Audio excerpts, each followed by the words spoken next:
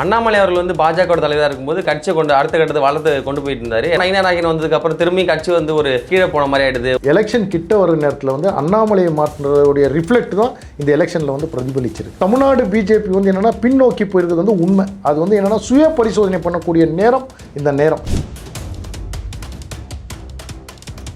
குதிரை பேரம்னா நீங்கள் யாரை பார்த்து சொல்கிறீங்க? தாவேக வந்து அதிமுக நடத்திட்டு இருக்காங்க. குதிரை பேரம் வந்து நீங்கள் இதே திமுகவில் வந்து தேமுதிகவுடைய பிரேமலதா விஜயகாந்த் என்ன பண்ணாங்க அவங்கள சொல்லுங்கள் சார். 10-11 சீட் வாங்கினாங்க, ஒரு எம்பி வாங்கினாங்க. சூட்கேஸ் வாங்கும் போதெல்லாம் வந்து அது குதிரை பேரம் கிடையாது. இப்போ நீங்கள் வந்து அப்போ விஜய் செய்கிறது சரி, அதுக்கு சப்போர்ட் பண்ணுறீங்களா? சார் நான் விஜய் சைடில் வந்து இன்னைக்கு தமிழ்நாட்டில் நடக்குது திமுக ஆட்சி, நம்புவீங்களா இல்லையா? பார்க்கும்போது ஆனால் திமுக ஆட்சி மாதிரி தான் நான் சொல்லட்டுங்களா? இது வரைக்கும் 140 ஐஏஎஸ் அதிகாரிகளை டிரான்ஸ்ஃபர் பண்ணியிருக்காங்க, 33 ஐபிஎஸ் அதிகாரிகளை மாற்றிருக்காங்க, 10 எஸ்பியை மாற்றிருக்காங்க. எங்கே இருக்குது ஓட்ட? எதனால் நஷ்டம்? யார் வந்து இந்த துறையில் வந்து நஷ்டப்படுத்தினாங்க? அவன் நினச்சா அந்த டேட்டா எடுத்துக்க முடியாது. நீ ஆட்டத்தையே கழிச்சு விட்ட. அப்போ நீ திமுகவில் இருக்கிற அமைச்சர்களை காப்பாற்றி தானே விட்டுக்கிற.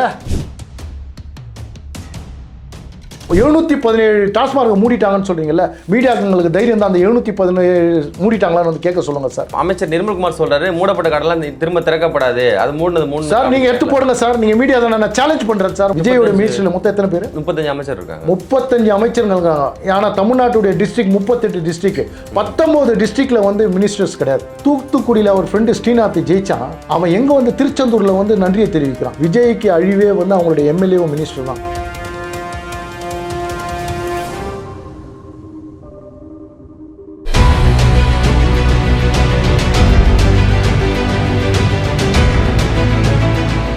உலகெங்கும் வாழக்கூடிய தமிழ் சொந்தங்கள் அனைவருக்கும் வணக்கம். இன்றைய சிறப்பு நேர்காணல் நம்முடைய இணைந்திருப்பவர் அரசியல் விமர்சகர் திரு முகமது அத்தாவுல்லா அவர்கள். வணக்கம் சார்.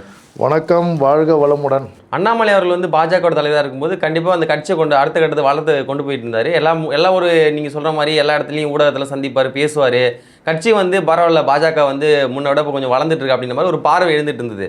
ஆனால் அதுக்கப்புறம் நயினார் நாகேந்திரன் வந்ததுக்கப்புறம் திரும்பி கட்சி வந்து ஒரு கீழே போன மாதிரி ஆகிடுது. ஓட் பர்சன்டேஜ் பெருசாக கிடையாது, இருந்த சீட்டை கூட தக்க வைக்க கிடையாது.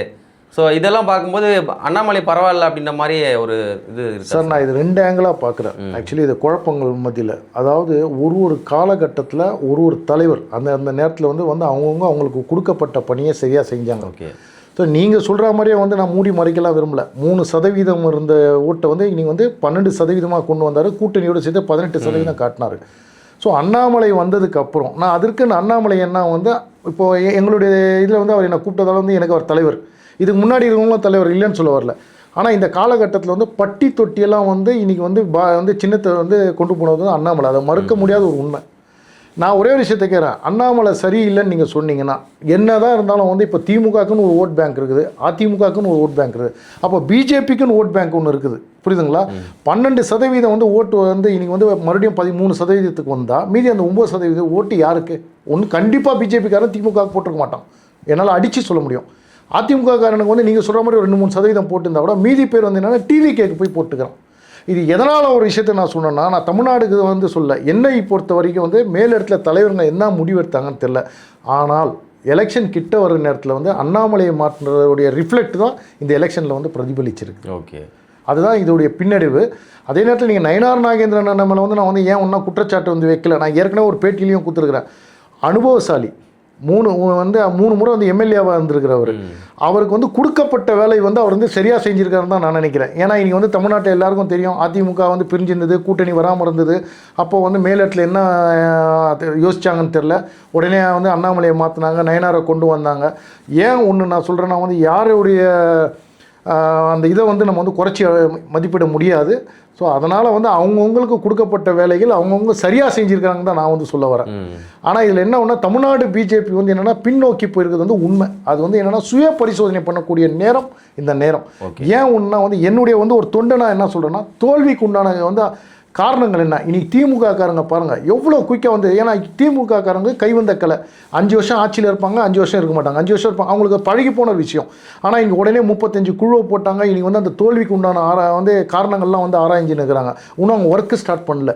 ஆனால் இருந்தாலும் அவங்க தலைவர் வந்து 6 மாதத்துக்குள்ளே ரெடியாக இருங்க, இந்த ஆட்சி எப்படியும் கவுந்துரும்னு சொல்லும் போது, ஸோ பிஜேபியை பொறுத்த வரைக்கும் என்ன பிரச்சனைகள் வந்து ஆராய்ந்து அதே நேரத்தில் வந்து என்னென்ன யார் யாரெல்லாம் வந்து தவறு செய்தார்கள். ஏன்னா வந்து நீங்கள் தொண்டர்கள் மத்தியில் வந்து என்னென்னா ஒரு அதிருப்தி இருக்குது. அந்த அதிருப்திக்கு வந்து என்ன மருந்து தேவை. ஸோ நீங்கள் வந்து முதல்ல அதை சரி பண்ணால் மட்டும்தான் அடுத்த கட்ட வேலைகள் நீங்கள் கொடுக்கப்படும் போது மறுபடியும் அது மக்கள் மத்தியில் போய் ரீச் ஆக முடியும்னு சொல்லி இது ஒரு தொண்டனா இந்த இடத்துல நான் வைக்கணும்னு விருப்பப்படுறேன் சார். 2024 வந்து அதிமுக பாஜக கூட்டணி இல்லாமல் தான் தனிச்சு தான் இவங்களும் ஒரு தனியாக ஒரு கூட்டணி வச்சிருந்தாங்க, அவங்க தனியாக கூட்டணி வச்சிருந்தாங்க. ஆனால் 2 பேரும் ஒன்றும் சரியில்லைண்ணே. 2026 அதிமுக பாஜக கூட்டணி அமைஞ்சதுக்கு அப்புறம் நிறைய பேர் சொன்ன வார்த்தை என்னன்னா, பாஜகவோட அதிமுக போயிடுச்சு இல்லை, இந்த கட்சி கண்டிப்பாக கரைஞ்சிரும், இந்த கட்சி வந்து பாஜக கரைச்சிருவாங்க அப்படின்ற மாதிரி சொல்லியிருந்தாங்க. ஸோ அதே மாதிரி பார்த்தீங்கன்னா இப்போ இருக்கக்கூடிய எம்எல்ஏ நிறைய பேர் எஸ்பி வேலுமணி தரப்பாக இருக்கட்டும், அதே மாதிரி சிவி சண்முகம் தரப்பாக இருக்கட்டும், எடப்பாடிக்கு வந்து துரோகம் செஞ்சுட்டு அவங்க கட்சியை விட்டு தாவி போயிருந்தாங்க. அதே மாதிரி ஆதரவு கொடுத்தாங்க தாவேக்காவுக்கு, திரும்ப இதே மாதிரி அதிமுக வந்திருந்தாங்க. இவ்வளோ நடந்துட்டு இருக்கு. கட்சியில் இருக்க எல்லாருமே வந்து குதிரை பேரம் பேசி தாவைக்கான இழுக்கிறாங்க. ஆனால் பாஜகலேருந்து ஒரு கண்டனம் கூட தெரிவிக்கவே இல்லை. இது குறித்து வாய் திறந்து பேசவில்லை எந்த தலைவருமே. சார் இதுலேருந்தே நீங்களே வந்து சொல்லிட்டீங்க. ஏன்னா பிஜேபி வந்து அடுத்தவங்க கட்சி பிரச்சனைக்குள்ளே வந்து தலையிடுறது இல்லை. ஒன்று தயவுசெய்து ஒன்று புரிஞ்சுங்க சார். திமுக கூட்டணியில் அவங்க இருக்கக்கூடிய அவங்க கூட்டணி வந்து அவங்க பக்கத்துலேயே வச்சுக்கிறதுக்கு அடுத்த கட்சி போகாமல் அவங்க எவ்வளவோ வந்து கட்டமைப்பு உருவாக்கி அவங்க ரெடி பண்ணியிருந்தாங்களே. இப்போ என்னாச்சு? போயிட்டாங்க. ஏன் போனாங்க? இப்போ எங்கே போச்சு கொள்கை? தயவுசெய்து. ஆனால் வந்து அவங்க அதை இழுக்க பார்த்தாங்களே, நம்ம பக்கம் அந்த கூட்டணி வச்சுக்க பார்த்தாங்க. ஆனால் வந்து அது மாதிரி பாஜக எதுவுமே செய்யலையே சார். சார் அதை தான் சொல்லுறேன். அதாவது தேர்தலுக்கு நேரம் தான் கூட்டணி சார். மறுபடியும் சொல்கிறேன் கேட்டுங்க. நீங்கள் கூட்டணியிலே வந்தாலும் தவறு செய்தாலும் வந்து தட்டி கேட்குறது தான் பாரதிய ஜனதா கட்சி. இன்னைக்கு நீங்கள் சொல்கிற மாதிரி வந்து 2024 வந்து எம்பி எலெக்ஷன் நிற்கலாம்னு அண்ணாமலை அப்போ இருந்தார். அண்ணாமலைக்கு கொடுக்கப்பட்டதுன்னா தமிழ்நாட்டை பொறுத்த வரைக்கும் கட்சியை வந்து அவர் வளர்க்கணும். பிஜேபியில் இருக்கிற தொண்டர்கள் வந்து ஒருத்தருக்கு வந்து ஒரு கவுன்சிலர் ஆக்கணும். இன்றைக்கி வந்து நான் ஒரே விஷயத்தை கேட்குறேன். அண்ணாமலை வந்ததுக்கப்புறம் இன்றைக்கி வந்து எத்தனை கவுன்சிலர்களை உருவாக்கியிருக்கிறாங்க. எல்லாருக்கும் வாய்ப்பு கொடுத்தாரு. தயவுசெய்து ஒன்று புரிஞ்சுக்கணும். ஏன்னா கூட்டணி போனாங்க சரியாக வரலன்னு சொல்லும்போது நம்ம தனித்து நிற்கலாம்னு சொல்லி நான் வந்து இங்கே கேட்குறேன், எத்தனை தலைவர்கள் வந்து நீங்கள் வந்து உங்களுடைய தொகுதியில் வந்து உருவாக்கியிருக்கிறாங்க சொல்லுங்கள் பார்ப்போம். சார் சீட்டுக்குன்னு வந்துடுறீங்க. ஒரு எலெக்ஷன் வந்தால் 3 மாதம் 2 மாதத்துக்கு முன்னாடி வந்து சிலர், நான் எல்லாரையும் குறை சொல்ல சார், அந்த நேரத்தில் வந்து வேலை செய்ய வந்துடுறாங்க. உடனே வந்து வேலை செஞ்ச மாதிரி நான் இவ்வளோ செஞ்சேன் அவ்வளோ செஞ்சேன் டெல்லியோட இன்ஃப்ளூயன்ஸ் வச்சுன்னு வாங்கிட்டு வராங்க. அண்ணாமலை அதை தான் வந்து தடுக்க வர்றாரு. ஒவ்வொரு தொண்டனும் வந்து வேலை செஞ்சானா இன்னும் ஓப்பனாக சொல்ல போனால் அந்த மண்ணின் மைந்தன் அங்கே தான் சார் நிற்கணும். இன்றைக்கி வந்து இன்னைக்கு சிறுபான்மையை பொறுத்த வரைக்கும் வந்து அண்ணா நகரில் அத்தாவலாக இருக்கிறான். ஆனால் இன்றைக்கி சிறுபான்மை அங்கே இல்லை. அப்போ அத்தாவலா எங்கே போய் நின்றாருன்னா ஆம்பூர் வாணியம்பாடி இல்லை திருவல்லிக்கணி அப்படி ஒன்றா நிற்கிறதுக்கு வந்து அதிக வாய்ப்பு இருக்குது. ஆனால் மற்றவங்கெல்லாம் வந்து பார்க்க போனீங்கன்னா வந்து இப்போ மதுரை ஆகட்டும் திருச்சி ஆகட்டும் எக்ஸாம்பிள் எல்லாருமே அந்தந்த மைண்டின் மைந்தனை நிற்க வச்சா தான் சார் அந்தந்த இடத்துல சக்ஸஸ் பண்ண முடியும். ஏன்னா நீ கன்னியாகுமரியில் தூக்கின்னு வந்து திருவள்ளூரில் நிற்க வைப்போ, திருவள்ளூரில் தூக்கின்னு வந்து மதுரையில் இருக்கிறதுலாம் வந்து லாஜிக் இல்லை. அதுவும் ஒரு தோல்விக்கான ஒரு காரணம். அதே நேரத்தில் வந்து எம்பி எலெக்ஷனில் வந்து நீங்கள் வந்து பார்க்க போனால் இன்றைக்கி வந்து தனித்து வந்து அந்த இடத்துல வந்து அண்ணாமலை அந்த இடத்துல நின்றார். எல்லாரும் சொல்கிறாங்க 10 சீட்டு கூட ஜெயிச்சிருப்பாங்கன்னு சொல்லுவாங்க. அண்ணாமலையை பொறுத்த வரைக்கும் 2021 கொடுத்த வாக்குறுதி என்னன்னா 10 வருஷம் நம்ம கஷ்டப்பட்டால் 2031 தமிழ்நாட்டில் வந்து ஆட்சிக்கு வர முடியும். அவர் வந்து ஒரு வருஷம் 2 வருஷம் சொல்ல 10 வருஷம். ஒரு லீடருடைய வேலை லீட் பண்ணும். அவன் வந்து தொண்டர்களையும் வந்து இது பண்ணாமல் மேலிடத்துலையும் இல்லாமல் கொண்டு போகணும்னு நினச்சாங்க. அது என்ன ஒன்றா வந்து ஒரு துரதிருஷ்டமான ஒரு விஷயத்தில் வந்து அண்ணாமலை வந்து தூக்கப்பட்டதால் எல்லாருக்கும் என்னென்னா ஒரு அதிருப்தி வந்து கிரியேட் ஆகிடுச்சு. ஸோ அதனால் வந்து ரிஃப்ளெக்ட் தான் வந்து இந்த 2020 தேர்தலுடைய ரிசல்ட்டும் கூட. அதனால் பிஜேபியை பொறுத்த வரைக்கும் வந்து அதே மாதிரி அதிமுக அழிஞ்சதுக்கு காரணம் தயவுசெய்து நாட்டு மக்களுக்கு நல்லா தெரியும். இன்றைக்கி வந்து சார் ஒரே ஒரு விஷயம் சொல்கிறேன் கேட்டுங்க சார். அதாவது எடப்பாடி பழனிசாமி கட்சிக்குள்ளே நான் வரல. இன்றைக்கி 2021 நான் சொல்லியே ஆகணும். அதாவது தேர்தலில் தோல்வி அடைஞ்சோடனே சிவி சண்முகம் வந்து முதல்ல ஆரம்பித்தவர் அவர் தான் சார். அவர் என்ன சொல்கிறார், பிஜேபியால் தோத்தோன்னு வந்து சொன்னார். நான் உங்கள் யூடியூப் சேனல் மேலே சொல்கிறேன். இப்போ 2026 அவர் தனித்து நின்று எம்எல்ஏ ஆனார்ல, அப்போ இதுக்கு பிஜேபியால் ஜெயிச்சோன்னு சொல்லணும். எனக்கு அவங்களுக்கு எப்படி அவங்க கட்சி அவங்க சின்னமோ அதே மாதிரி என்னை பொறுத்த வரைக்கும் என் கட்சி என் சின்னம் என் தலைவர் சார். அப்படி இருக்கும்போது வந்து நீங்கள் வந்து தொடர் தோல்வியால் வந்து உங்கள் கட்சிக்குள்ளே வந்து பிளவில் அவங்க கொடி தூக்கும் போது எப்படி பிஜேபி இல்லை உங்கள் கூட்டணியில் இருக்கக்கூடிய கட்சி பிளவுபட்டு நிற்கிறாங்க. அவங்க வலிமையாக இருந்தால் தான் நீங்களும் வெற்றி பெற முடியும், அவங்களும் வெற்றி பெற முடியும். அப்படி இருக்கும்போது நாங்கள் வந்து அவங்க பிரச்சனைலாம் போக மாட்டாங்க போது அப்போ நீங்கள் எதுக்கு சார் அதிமுகலாம் டெல்லிக்கு வர வச்சு பேசுனீங்க? அவங்க கட்சி பிரச்சனை நீங்கள் விட்டுருக்கலாம்ல. செங்கோட்டையை வர வச்சு பேசுனீங்க, பழனிசாமி வர வச்சு பேசுனீங்க, எல்லாருமே வர வச்சு பேசுனீங்களா? அப்போ உங்கள் கட்சி பிரச்சனை நீங்கள் பார்த்துக்கலாம்னு சொல்லி விட்டுருக்கலாம். ஆனால் அப்போ நீங்கள் விடாமல் இன்றைக்கி எல்லாரையும் கட்சியில் வந்து தாவைக்கா வந்து இழுக்கிறாங்க குதிரை பேரம் பேசி. இப்போ கண்டுக்காமல் இருந்தால் எப்படி சார்? சார் முதல் விஷயத்த சொல்கிறேன். தேர்தல் நேரத்தில் சீட்டுக்காக புரியுதுங்களா ஒருத்தர் வந்து பேசுவாங்க. நீங்கள் சொல்கிற மாதிரி ஒரு மியூச்சுவல் அண்டர்ஸ்டாண்டிங். அன்னைக்கு வந்து அதிமுக பிளவு குறித்து பாஜக பேசவே இல்லை. ஒரே ஒரு சார் பிளவு பற்றி வந்து பேசல. கூட்டணியில் வந்து எத்தனை சீட்டுகள் பற்றி தான் பேச வந்தாங்க. அதுவும் தேசிய முடிவு பண்ணாங்க. சீட்டுகள் குறித்து எல்லா கட்சியும் பேசுவாங்க சார். ஆனால் பிளவுகள் குறித்து அதிமுக ஒருங்கிணைக்கிறது குறித்து நீங்கள் பாஜக பேசவே கிடையாது தலைவர். சார் ஆரம்பத்துலேருந்தே எங்கள் தலைவர் சொல்லும் போது வந்து உள்கட்சி விவகாரத்தில் இன்னி கூட வந்து நயனார் அண்ணன் வந்து என்ன பேசுனா உள்கட்சி விவகாரத்தில் நாங்கள் தலையிட மாட்டோம். அதுதான் நீங்கள் புரிஞ்சுக்கணும். எலெக்ஷன் டைம்னா மட்டும்தான் அது வர முடியாது. உள்கட்சிக்குள்ளே வந்து அவங்க கட்சிக்குள்ள பிரச்சனை திருப்பி பிரிஞ்சாங்க சேர்ந்தாங்க. ஆனால் வந்து இப்போ நான் கேட்குறேன், பிரிகிற போது வந்து வாயை திறக்கல, அப்போ சேரும் போது வாயை திறக்கல, அப்போ அமைதியாக இருக்கிறதால தான் நாங்கள் ஒரு அந்த கட்சி மட்டும் இணைஞ்சிருக்குது, அதிமுக வலுவாக இருக்குது. இப்போ நீங்கள் குதிரை பேரம் வந்து நீங்கள் சொல்கிறது தான் எனக்கு புரியல. குதிரை பேரம்னா நீங்கள் யாரை பார்த்து சொல்கிறீங்க? தாவேக்கா வந்து அதிமுக நடத்திட்டு இருக்காங்க சார். குதிரை பேரம் வந்து நீங்கள் இதே திமுகவில் வந்து தேமுதிகவுடைய பிரேமலதா விஜயகாந்த் என்ன பண்ணாங்க அவங்கள சொல்லுங்கள் சார். 10-11 சீட் வாங்கினாங்க, ஒரு MP வாங்கினாங்க, சூட்கேஸ் வாங்கும் போதெல்லாம் வந்து அது குதிரை பேரம் கிடையாது. ஆனால் இன்றைக்கி வந்து நீங்கள் என்ன வந்து குதிரை பேரம் வந்து அதிமுக பேசுறது எப்படி நீங்கள் சொல்கிறீங்க? இப்போ நீங்கள் வந்து அப்போ விஜய் செய்கிறது சரி, அதுக்கு சப்போர்ட் பண்ணுறீங்களா? சார் நான் விஜய் சைடில் வந்து சரின்னு சொல்ல. நீங்கள் குதிரை பேரம் சொல்லும் போது எங்கே நீங்கள் இது பண்ணால் அதிமுகவும் அங்கே வந்து சொல்லும் போது திமுகவில் வந்து குதிரை பேரம் பேசுகிறவங்கள்ட்ட அங்கே குதிரை வியாபாரியே இருக்கிறாங்களே, சோஃபா எங்கே போச்சு? சோஃபா எங்கே சார் போச்சு? இன்னைக்கு உங்கள் மாதிரி ஆளுங்க தான் வந்து போட்டாங்க. அப்போ அந்த சோஃபா வாங்கினவர் வந்து யாருமே விமர்சனம் பண்ணல. வாங்கினவரே வந்து வாய் தவறி வந்து உளர்றாரு. சோஃபா வந்து நான் ஒரு மாதத்துக்கு முன்னாடி ஆர்டர் பண்ணேன், அது அன்னிக்கா பார்த்து வந்துச்சு, நீங்கள் பத்து போட்டிங்களேன்னு சொல்லும் போது மடியில் கனந்தா தானே சார் பயம் இருக்கும். கனம் இருக்கிறவங்க வந்து ஒத்துக்கிட்டா போல. அப்போ நீங்கள் எங்கே குதிரை பேரம் நடந்ததுன்னா இன்னைக்கு நீங்கள் விஜய்க்கு சப்போர்ட் பண்ணுறேன்னு சொல்கிறாங்க. கேட்டுங்க, விஜய்க்கு நான் சப்போர்ட் பண்ணலை. ஆனால் விஜய் கட்சியில் சேர்ந்தவங்க நீங்கள் சொல்கிற மாதிரி அங்கே குதிரை பேரம் நடக்கிறதுக்கு வாய்ப்புகள் இருந்திருக்குது. காங்கிரஸ் வந்து 5 சீட் வச்சுங்க, காங்கிரஸ் எகிரி வந்து குதிச்சான். இன்றைக்கி வந்து திருமாவளவன் 2 சீட் வந்து கொடுத்தாரு. மார்க்சிஸ்ட் கம்யூனிஸ்ட் கட்சிங்க இவங்கெல்லாம் கொடுத்தாங்க, முஸ்லீம் கட்சிங்க கொடுத்தாங்க. இவங்க எல்லாருமே ஸ்டார்டிங்கில் வரலன்னு சொன்னாங்க. ஆனால் வந்து என்ன பண்ணார் முதலமைச்சர் ஸ்டாலின், விஜயோட இமேஜ் காலி பண்ணி எப்படியாவது வந்து ஒரு 6 மாதம் 1 வருஷம் கொண்டு போயிட்டு ஆட்சியை கவுத்துலான்னு வந்து அவர் ஒரு பள்ளம் தோண்டார். அந்த பள்ளத்தில் அவர் போய் ஊந்தார். இன்றைக்கி முதலமைச்சர் போய் ஊந்தார்.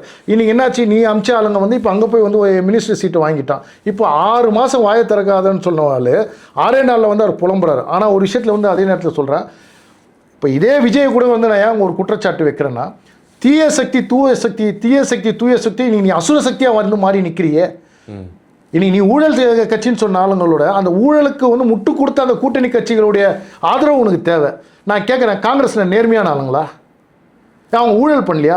இனி இந்தியாவே வந்து இன்றைக்கி வந்து பொருளாதாரத்தில் பின்தங்கி கொண்டு வந்தவங்க காங்கிரஸ். அவங்க கூட நீ கூட்டணி வச்சு இன்றைக்கி ஒரு MP சீட்டை கொடுக்குற வெக்கமா இல்லை? நான் கேட்குறேன். உங்கள் கூட கூட்டணி வரலன்னா நீங்கள் காங்கிரஸ் கூட கூட்டணி வச்சு விமர்சனம் பண்ணுவீங்களா? சார் மேடை மிக யார் பேசுறது? பிஜேபியாக சொன்னாங்க, விஜய் தானே சொன்னார். தயவுசெய்து நீங்கள் வந்து சொல்கிறார் தூய சக்தி தீய சக்தி யாரை சொன்னார்? ஊழலை ஒழிப்புன்னு யார் சொன்னார்? அவர் தான் சொன்னார். அப்போ அவருக்கு தான் நான் பதில் சொல்கிறேன். நீங்கள் வந்து காங்கிரஸோட சேர்ந்ததால் நாங்கள் வைத்தியர்கள் சொல்ல நீங்கள் தப்பாக பேசக்கூடாது. நான் வந்து அவங்க வந்து நீங்கள் மக்கள் மத்தியில் வந்து குரல் கொடுத்தது அவர் அசுர சக்தியாக வந்துட்டார். நான் கேட்குறேன், மக்களை பார்த்தே கேட்குறேன். தீய சக்தின்னு சொன்னவர் வந்து உண்மையிலுமே ஒரு விஜய் என்ன பண்ணிருக்கணும்? மக்கள் என்னை வந்து தேர்ந்தெடுத்தாங்க. என் கையில் 105 பேர் தான் இருக்கிறாங்க. என்னால் வந்து ஆட்சி அமைக்க முடியாது. நான் எதிர்கட்சியாக வந்து உட்கார்றேன். நீங்கள் ஆட்சி பண்ணுங்கன்னு சொல்ல வேண்டியது தானே. ஆனால் எக்காரணத்து கூட நான் ஊழல் பண்ணவங்க கூட வந்து நான் நிற்க மாட்டேன் சார். இருக்கிறதுலே அவர் தான் கொஞ்சம் அதிகமாக வந்திருக்காரு. அவர் வந்து எதிர்கட்சியாக இருப்பாங்க. இப்போ திமுக அதிமுக சேர்ந்து கூட்டணி வச்சு அவங்க ஆட்சி பிடிப்பாங்களா? போட்ட ரீஎலெக்ஷன் போட்டோம். நான் என்ன கேட்குறேன், இப்போ எவ்வளோ சார் அவன் வந்து லட்சம் இல்லை, 2 லட்சம் கோடி 10 லட்சம் கோடி கடன் சார்.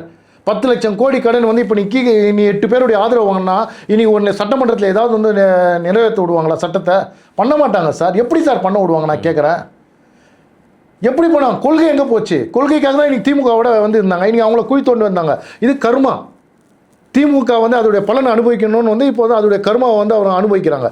ஆனால் இந்த 8 பேர் இல்லாமல் விஜய் அதுதான் சார் பண்ணியிருக்கணும். விஜய் நின்றுருந்தாங்கன்னா என்ன ஆயிருக்கும் சார்? அப்புறம் கவர்னர் ஆட்சி வந்துட்டு போட்டேன் சார். கவர்னர் ஆட்சி வரட்டும், எத்தனை மாதம் கிடப்பாங்க? எப்படி எலெக்ஷன் அப்புறம் வந்து ரீஎலெக்ஷன் சந்திச்சு 700 பேரை தட்டிட்டு போக வேண்டியது தானே சார். விஜய் நினைச்சிருந்தா பண்ணியிருக்கணும் சார். நான் ஏன் ஒரு விஷயத்த சொல்லணும்னா, எனக்கு விஜய் மேலே தனிப்பட்ட காழ்ப்புணர்ச்சி கிடையாது. அவர் எப்போ வந்து என்ன ஒன்றா விசிகாவையும் IUMLயும் எல்லாரையும் கூட்ட. ஆனால் ஒரு விதத்தில் வந்து விஜய் எங்கே வந்ததுன்னா விஜய்க்கே வந்து நம்பிக்கை இல்லை சார். அவர் வந்து 20-30 சீட்டை பிடிப்போம், அதிமுக கிட்ட பேசலாமா திமுக கிட்ட பேசலாமான்னு சொல்லி அவர் தாட்டு போகும்போது சுனாமி வந்த மாதிரி வந்து ஒரே நேரத்தில் வந்து அச்சுன்னு போயிடுச்சு. எல்லாரையும் எதிர்பார்க்கல இவ்வளோ சீட்டு சார். ஒரு விஷயத்த சொல்லிட்டுங்களா, இன்றைக்கி தமிழ்நாட்டில் நடக்குது திமுக ஆட்சி. நம்புவீங்களா இல்லையா? நான் பார்க்கும்போது ஆனால் திமுக ஆட்சி மாதிரி தான். நான் சொல்லட்டுங்களா, டேட்டாவோட சொல்லிட்டா நான் தமிழ்நாடு மக்களுக்கு புரியணும்னு சொல்லிட்டு சொல்கிறேன். அதாவது ஒரு மேனேஜ்மெண்ட் தெரில. விஜய் புதுசு, நான் ஏற்றுக்கிறேன். அவருக்கு ஒரு 6 மாதம் டைம், நான் அதையும் ஏற்றுக்கிறேன். ஆனால் நான் கேட்குறேன், ஒரு துறையில் இது வரைக்கும் 140 IAS அதிகாரிகளை ட்ரான்ஸ்ஃபர் பண்ணியிருக்கிறாங்க. இது வரைக்கும் 33 IPS அதிகாரிகளை மாற்றிருக்கிறாங்க. இது வரைக்கும் 10 SPயை மாற்றிருக்கிறாங்க. அப்போ அந்தந்த துறையில் அந்தந்த IAS அதிகாரியும் IPS உட்காந்துருந்தாங்கன்னா இன்றைக்கி வந்து இன்னைக்கு வந்து மேனேஜ்மெண்ட் தள்ளாடுது சார். இன்றைக்கி ஒரு செக்ரட்டரியேட்டில் நீங்கள் வந்து போய் பாருங்கள், ஏன் ஒரு கமிஷனர் ஆஃபீஸில் போய் பாருங்கள் சார், எல்லாம் ட்ரான்ஸ்ஃபருக்கு நிற்கிறாங்க. லா அண்ட் ஆர்டர் வந்து இன்றைக்கி தூங்குது சார். இன்னைக்கு வந்து 26 நாள் ஆச்சு. 26 நாளில் வந்து ஒன்றுமே பண்ண முடியல அவங்களால. ஏன் ஒன்றுனா ஐஏஎஸ் ஐபிஎஸ் மாற்ற. இப்போ நீ என்ன பண்ண அந்த துறையில் என்ன அவசரம்? ஒரு 6 மாதம் இரு. நீ ஈவியில் இருந்தல்ல, அப்போ இத்தனை நாள் நீ என்ன மேனேஜ் பண்ண? அப்போ எங்கே இருக்குது ஓட்ட? எதனால் நஷ்டம்? யார் வந்து இந்த துறையில் வந்து நஷ்டப்படுத்தினாங்க? அவன் நினச்சா அந்த டேட்டா எடுத்துக்க முடியாது. நீ ஆட்டத்தையே கழிச்சு விட்ட. அப்போ நீ திமுகவில் இருக்கிற அதிகாரிகளாக வந்து நீ வந்து அமைச்சர்லாம் காப்பாற்றி தானே விட்டுக்கிற. மேனேஜ்மெண்ட் வந்து தெரியலனா கூட 6 மாதம் வரைக்கும் நீ அங்கேயே உட்கார வச்சுக்கணும். ஒத்து மட்டுமா நீ வந்து குட்டையை கலக்கி விட்டனா, அந்த குட்டை கலங்கி அந்த அந்த என்ன சொல்ற அந்த நீர் குப்பை நீர் கீழே வரைக்கும் எத்தனை நாள் நீ வெயிட் பண்ண முடியும்? நான் அதை மட்டும் வந்து சொல்ல வரல சார். இந்த இடத்துல வந்து பாருங்க, இன்னைக்கு நடந்த ஒரு விஷயத்த சொல்றேன் சார். இன்னைக்கு நான் இந்த டேட்டாவோட சொல்றேன். தமிழ்நாட்டு மக்கள் சிந்திக்கிட்டோம். ஒரு நடிகனை தூக்கிட்டு வந்து உட்கார வச்சது வந்து அது உங்களுடைய தலையெழுத்து. ஆனால் இந்த 6 மாதத்தில் சுடுகாடாயிடும் சார் தமிழ்நாடு. கோயம்பேட்டில் நடந்த ஒரு சம்பவம். யார் சார் வந்து 17 வயசு பொண்ணுக்கு வந்து பாருக்குள்ள அலோடு பண்ணாங்க? என்ன சார் பண்ணுறாங்க? இன்னைக்கு 2 பேர் வந்து காரை ஏற்றி கொண்டாங்களா சார்? அதற்கு விஜய் என்ன சார் பதில் சொல்லுவாங்க? இதே திமுக ஆட்சி இருந்தால் 10 லட்சம் கொடுத்து அடைச்சிருப்பாங்க. ஆனால் இது வரைக்கும் வந்து விஜய் அந்த வந்து எதுவுமே வந்து அது சம்மந்தமாக ஒரு வார்த்தை சொல்ல, ஒரு நிவாரணம் கொடுக்கல. 717 டாஸ்மார்க் மூடிட்டாங்கன்னு சொல்றீங்கல்ல, மீடியாக்களுக்கு தைரியம் தான் அந்த 717 மூடிட்டாங்களான்னு வந்து கேட்க சொல்லுங்க சார். அந்த டாஸ்மார்க்லாம் எடுத்து வெளியில் போடுங்க சொல்லுங்க. எங்க சார் 2 வாரத்தில் அடைப்பேன்னு சொன்னாங்க சார். 26 நாள் ஆச்சு, இது வரைக்கும் வந்து அடைக்கல சார். சார் சீல் வச்சு 3 மணி. கட்சியினுடைய அமைச்சர் நிர்மல்குமார் சொல்றாரு மூடப்பட்ட கடலாம் திரும்ப திறக்கப்படாது. அது மூணு சார் நீங்க எடுத்து போடுங்க சார். நீங்க மீடியா தான், நான் சேலஞ்ச் பண்றேன் சார். 3 மணி நேரத்தில் சீல் வச்ச ஒரு கவர்மெண்ட் ஆஃபீஸரை சீலை உடைச்சி ஒரு டாஸ்மார்க்கை ஓப்பன் பண்ணியிருக்கிறான்னா எங்கேருந்துடா உனக்கு அவ்வளோ தைரியம் வந்தது? அப்போ இந்த கவர்மெண்ட்டு கண்டு மக்கள் பயப்படுறாங்களா? அதிகாரிகள் பயப்படுறாங்களா? Police officer பயப்படுறாங்களா? அடுத்தது கோயம்புத்தூரில் 10 வயது குழந்தைய வந்து பாலியல் துன்புறுத்தி கொண்டுட்டாங்க சார். நான் ஒத்துக்கிறேன், 24 மணி நேரத்தில் நீ அரெஸ்ட் பண்ண வேணான்னு சொல்ல வரல. ஆனால் இதெல்லாம் நடக்காதுன்னு சொல்லிட்டு தானே நீ ஆட்சிக்கு வந்திருக்கிறேன். இப்போ அடுத்தது வந்து பார்க்க போனால் வேளச்சேரியில் 62 வயசு பார்க்கில் இருந்த ஒரு மூத்தாட்டியை வந்து ஒரு வயசானவங்களை வந்து ரேப் பண்ணிக்கிறாங்க சார். சார் ஒரு பார்க்கில் கூட வந்து அப்போ பெட்ரோல் என்ன சார் பண்ணுறாங்க? அப்போ லா ஆர்டர் என்னாச்சு? அப்போ உங்கள் கவர்மெண்ட் அமைச்சு 26 நாளாக வந்து தூங்குதுன்னு நீ ஒத்துக்கிறியா? நீ எல்லாருக்கும் டிரான்ஸ்ஃபர் சார். கமிஷனர் ஆஃபீஸில் போய் பாருங்கள். போன வாரத்தில் நான் வந்து ஒரு கேஸ் விஷயமா போகிறேன். 2 ஃப்ளோர் வரைக்கும் அப்படியே லைனில் நிற்கிறாங்க. எல்லாம் விட்டுட்டாங்க. எக்கே இருக்கட்டும், கொள்ளை நடக்கட்டும், கற்பழிக்கணும், அதெல்லாம் தேவை. எனக்கு தேவை டிரான்ஸ்ஃபர்ன்றான். என்ன அவசியம் சார்? என்ன அர்ஜென்ட் சார்? ஏன் 6 மாதம் பொறுத்துக்க மாட்டாங்களா சார்? இல்லை முன்னாடி எப்படி சார் திமுக தான் எல்லாத்துக்கும் காரணம் சொன்னாங்களோ, இப்போ என்ன சொல்கிறாங்கன்னா திமுக தான் அதிகமாக போதைப்பொருளை புழக்கத்தில் விட்டுட்டாங்க. போதைப்பொருள் புழக்கம் அதிகமானதெல்லாம் இந்த மாதிரி குற்ற சம்பவம் அதிகமாக இருக்குன்னு சொல்கிறாங்க சார். லா ஆர்டரே வேலை செய்யலன்னு அதை தான் சார் சொல்ல வரேன். இவங்க எல்லாம் டிரான்ஸ்ஃபர் பண்ணுறது, ஐஏஎஸ் மாற்றுறது, ஐபிஎஸ் மாற்றுறது, எல்லாத்தையும் கேட்டால் நிர்வாகத்தை ஸ்ட்ராங் பண்ணோம் சார். நிர்வாகத்தை நீ ஸ்ட்ராங் பண்ணி வேணான்னு சொல்லலை, லா ஆர்டரை கோட்டை விட்டுறாதுன்னு தான் நான் சொல்ல வரேன். நீ அதெல்லாம் இந்த சம்பவம் நடந்திருக்குது. இன்றைக்கி அதே நேரத்தில் வந்து பார்க்க போனீங்கன்னா நான் ஒரே விஷயம் வந்து இந்த இடத்துல சொன்னோன்னு நினைக்கிறேன் சார். இப்போ ஒரு அமைச்சர் உங்களை வந்து கேட்டாங்க, இன்றைக்கி எத்தனை துறையில் சார் வந்து விஜய் போட்டுக்கிறார் மினிஸ்டர்? விஜயோட மினிஸ்டரில் மொத்தம் எத்தனை பேர்? 35 அமைச்சர் இருக்காங்க. 35 அமைச்சர்கள் இருக்காங்க. ஆனால் தமிழ்நாட்டுடைய டிஸ்ட்ரிக்ட் 38 டிஸ்ட்ரிக்ட், 19 டிஸ்ட்ரிக்டில் வந்து மினிஸ்டர்ஸ் கிடையாது சார். ஒரு மேனேஜ்மெண்ட் பண்ணுறவனா இருந்தால் ஒரு டிஸ்ட்ரிக்ட் ஒரு அமைச்சர் வந்து போட்டிருக்கணும். நீ வந்து சென்னையில் மட்டும் 7 அமைச்சர் போட வேண்டிய காரணம் என்ன சார்? நிர்வாகம் வந்து அங்கேயே காலி ஆகுதுன்னு கொஞ்சம் தயவுசெய்து. நான் கார்ப்பரேட்டில் ஒர்க் பண்ணுவேன் சார், எனக்கு தெரியும். இப்போ நீ என்ன கேட்குற? இப்போ ஒவ்வொரு மாவட்டத்துக்கு நீ வந்து ஒரு ரெஸ்பான்சிபிலிட்டி பர்சனை போடுறல, பொறுப்பாளர் ஏன் போடுற? ஏன்னா இன்னும் 3 மாதத்தில் மழை வரப்போகுது. இங்கே இருக்கிற ஆதவஜனா திருவண்ணாமலைக்கு போகிறா முடியாது. அங்கே உள்ளவங்க தான் அதை பார்த்துக்கணும். கொஞ்சம் வந்து சென்சிட்டிவ், கொஞ்சம் யோசிக்கணும் சார். இது கூடவா ஒரு முதலமைச்சருக்கு இருக்காது? நான் என்ன கேட்குறேன், அதை தான் சொல்கிறேன் சார். 38 மாவட்டங்களுக்கும் ஒவ்வொரு அமைச்சரை போட்டு நாளைக்கு நீ உட்காந்த இடத்துல கேள்வி கேட்க முடியாது சார். அதை வந்து தவறுறாங்க, எவனும் பண்ணல. அதை தான் கேட்க வரேன். நீ உனக்கு சேர்ந்தவனுக்கு ஏன் சார் வெக்கத்தோட்டு சொல்கிறேன். பேப்பர்லலாம் வந்திருக்குது. தூத்துக்குடியில் அவர் ஃப்ரெண்டு ஸ்ரீநாத் ஜெயிச்சான். அவன் எங்கே வந்து திருச்செந்தூரில் வந்து நன்றியை தெரிவிக்கிறான் சார். ஒன்றும் இல்லை சார், இந்த இடத்துல அதுதான் வந்து நான் கேட்குறேன். 26 நாளில் 25 பாலியல் குற்றங்கள் நடந்திருக்குது.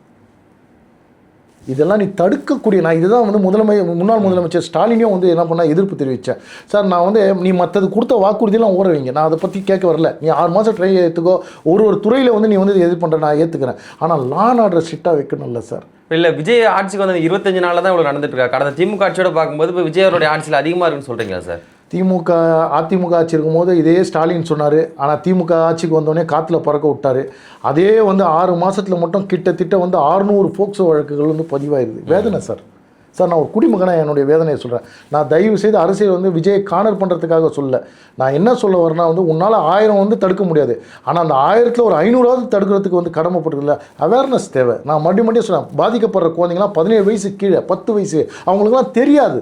அப்போ நான் அதை தான் கேட்குறேன். விசில் கொடுத்து விசில் அடிக்க வச்சு நீ அடிச்சல. இன்றைக்கி ஒருத்தங்கையில் விசிலை கொடுக்கலாமே சார்.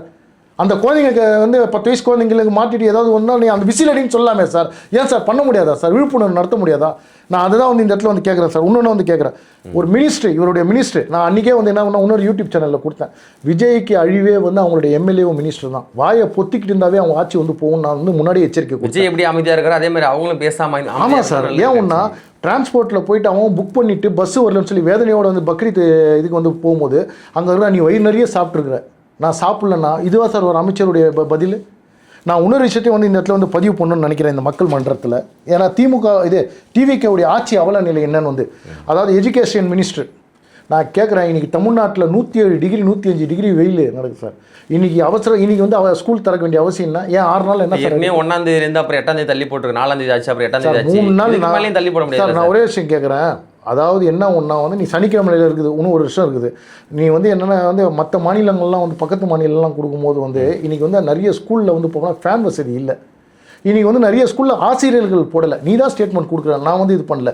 ஆனால் நீ என்ன பண்ணனா வந்து தனியார் பள்ளிகளில் வந்து என்னென்னா வந்து ஃபீஸ்லாம் வந்து டிரான்ஸ்பரண்ட்டாக இருக்கணும், வெளியில் போட்டு எத்தனை ஸ்கூலில் வந்து இவர் போய்கிறார் இந்த அமைச்சர், கல்வித்துறை அமைச்சர் போய்கிறார். எத்தனை மினிஸ்டருங்க, முன்னாள் மினிஸ்டருங்க பள்ளிக்கூடத்துலாம் போய்கிறார். பள்ளிக்கூடங்கள் இப்போ தானே ஓப்பன் ஆயிருக்கு, இன்னைக்கு தானே ஓப்பன் ஆயிருக்கு, இனிமே போவாங்க சார். சார் ஃபீஸ்லாம் முன்னாடியே வாங்கிட்டாங்க சார். பிரைவேட் ஸ்கூல்லாம் முன்னாடியே வந்து வாங்கிட்டாங்க. போர்டில் போட்டு என்ன சார் நீங்கள் வந்து நீங்கள் பேசுங்க? நான் அதுதான் கேட்குறேன் சார். இன்னைக்கு நான் வந்து ராஜ்மோகனை கேட்குறேன், ஏன் முதலமைச்சர் விஜயை பார்க்க போகிறேன், ஊழல் இல்லாத ஆட்சி கொடுப்பேன்னு சொன்னல, தைரியம் தான் உன்னுடைய ஆட்சியில் என்ன பண்ணணும்னா எம்எல்ஏ எம்பி ஐஏஎஸ் ஐபிஎஸ் படித்த குழந்தைங்களாம் வந்து நீங்கள் உடனடியாக வந்து இங்கே கவர்மெண்ட் ஸ்கூலில் சேர்க்கணும்னு ஆர்டர் போடுங்க சார்.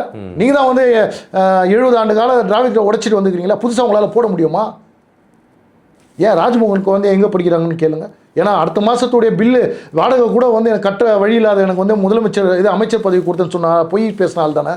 இன்றைக்கி வந்து அவர் வந்து என்ன சொல்கிறார் அந்த இடத்துல, இன்றைக்கி ஹெல்த் மினிஸ்டர் சொல்கிறார் இருக்கிற எம்எல்ஏங்கள்லாம் வந்து இன்றைக்கி வந்து கவர்மெண்ட் ஹாஸ்பிட்டலில் தான் வந்து ட்ரீட்மெண்ட் பார்ப்பாங்கன்னா வந்து அதை வந்து ஒரு சட்டமாக நிறைவேற்றுங்க.